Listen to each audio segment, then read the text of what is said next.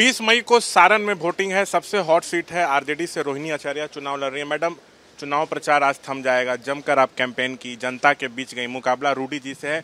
खुद को इस चुनाव में कहां देख रही हैं? लालू जी 4 बार यहां से जीते हैं, ये गर्व रहा है एक जमाने में आरजेडी का। खुद को मैं सारण की जनता के दिल में देख रही हूँ। सारण की जनता ने अपनी इस बेटी को गले लगाने का काम किया है, आशीर्वाद देने का काम किया है। यहाँ के जो युवा बेरोजगार जो भाई हैं, उन्होंने अपने पलकों पे बैठाने का इस बहन का काम किया है। तो ये बहन ने भी वादा किया है कि उनका हक अधिकार दिला करके ही दम लेगी। तेजस्वी बाबर कहते हैं कि पीएम मुद्दों की बात नहीं करते। अब उनके बड़े नेता भी कह रहे हैं, हेमंत विश्व शर्मा असम के सीएम आए, वो कह रहे हैं कि लालू जी मुस्लिम आरक्षण की बात अगर आपको करना है तो पाकिस्तान जाके कीजिए। गिरिराज जी कह रहे हैं कि लालू जी बिहार को मुस्लिम देश को मुस्लिम राष्ट्र बनाना चाहते हैं। कौन है ये लोग? इनका क्या है, रोल क्या है? इनको कोई पहचानता भी है? सिर्फ यही हिंदू पाकिस्तान बोल बोल करके अपना चेहरा चमका रहे हैं राजनीति में। इनको पहचानता कौन है? तो ये पहले खुद पीएम गए थे ना, पाकिस्तान गए थे ना पीएम। बिरयानी कौन खाया भाई पाकिस्तान में जा कर के? तो उस प्रधानमंत्री उसको भेजिए ना, फिर से बिरयानी खा के आएंगे, साथ में सेवइयाँ भी खा के आ जाएंगे। तेजस्वी कह रहे हैं रोजगार एक सबसे बड़ा मुद्दा है। सो मैंने 17 महीने में 5 लाख युवाओं को रोजगार दिया, पूरे देश में ये सबसे बड़ा मुद्दा है। पीएम इस पे बात नहीं कर रहे हैं। सही बात बोल रहा है। बेरोजगारी तो मेन मुद्दा है ना, महंगाई, बढ़ती हुई महंगाई मेन मुद्दा है। प्रधानमंत्री जी ने 2 करोड़ वादा किया था कि रोजगार देंगे। क्या हुआ उस रोजगार का? यहाँ पे बेरोजगारी देख लीजिए जा कर के, सब कोई भूखे मर रहा है, घर में रोजगार नहीं है।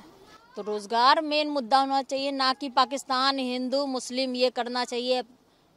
अब उनका जो मर्जी, जो बोलना है भैया, गोदी मीडिया खरीद के बैठे हुए, उनको जो बोलना है बोलने दीजिए। हम लोग काम करने में भरोसा रखते हैं, रोजगार बांटने में विश्वास रखते हैं। पूछना चाहूंगा कि आपके नामांकन से जुड़ा एक मामला पटना हाईकोर्ट पहुंचा है। रीट याचिका दाखिल की गई है और कहा गया है कि जल्द सुनवाई हो। सो आपने कई चीजों को छुपाया, गलत जानकारी दी।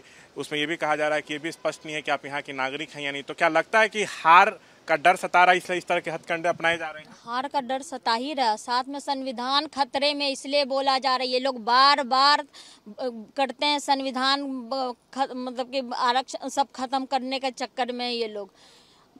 कोई माई का लाल रोहिणी को चुनाव लड़ने से रोक नहीं सकता है। रोहिणी बिहार की बेटी है, भारत देश की बेटी है। कोई माई का लाल चुनाव लड़ने से रोक नहीं सकता। रोहिणी का जहां मन होगा वहां से चुनाव लड़ेगी। गुजरात का बनारस में क्यों चुनाव लड़ रहे हैं? कोई माई का लाल, ये खुली चुनौती है। इंडिया गठबंधन की सरकार बनने जा रही है मैडम देश में, और बिहार में 40 सीटों पे क्या लग रहा है? ये तो मेरे पूरा युवा रोजगार बता रहा है, यहाँ के बेरोजगार लोग बता रहे हैं। जो बढ़ती हुई महंगाई से जो त्रस्त जनता है वो बोल रही है। तो इस बार जनता की जीत होने वाली है, इंडिया महागठबंधन की सरकार बनने जा रही है। सवाल, हम भी पब्लिक में जा रहे हैं तो एक चर्चा है कि बेटी हो तो रोहिणी जैसी। लगता है जनता में सहानुभूति आपको लेकर, आपने अपने पिता को किडनी दी, जीवन दान दिया। आज के ज़माने में जो अपने माँ बाप को 5 मिनट टाइम नहीं देता, जो भाई का पैतृक संपत्ति लूट लेता है, तो उसको क्या बोलिएगा? तो उसको, उन लोग को तो मुंह खुलना नहीं चाहिए मेरे सामने। लेकिन उन्होंने क्या किया? भद्दी भद्दी बातें बोली गई, ओछी ओछी बातें इस बेटी के लिए बोला गया। तो ये जनता सब जवाब देने का काम करने वाली है।